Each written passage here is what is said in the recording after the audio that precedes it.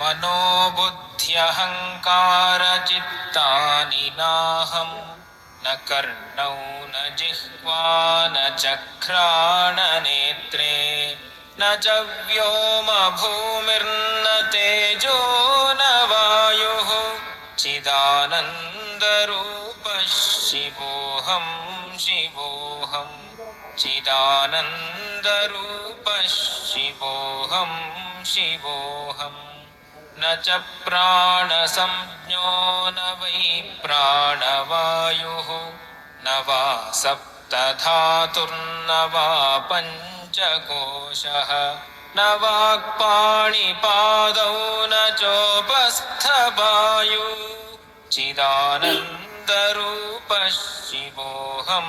शिवोऽहम् चिदानन्दरूपः शिवोऽहं शिवोऽहम् न मे द्वेषरागौ न मे लोभमोहौ मदो नैव मे नैव मात्सर्यभावः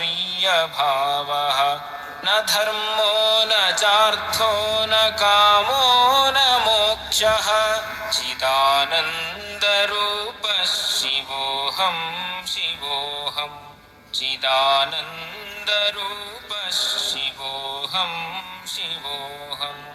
न पुण्यं न पापं न सौख्यं न दुःखं न मन्त्रो न तीर्थं न वेदा न यज्ञाः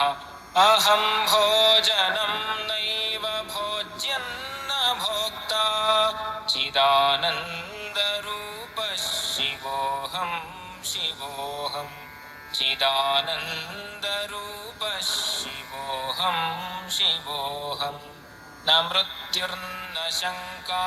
न मे जातिभेदः पिता नैव मे नैव माता न जन्म न बन्धुर्न मित्रं गुरुर्नैव शिष्यः चिदानन्दरूपः शिवोऽहं शिवोऽहम् चिदानन्दरूपः शिवोऽहं शिवोऽहम्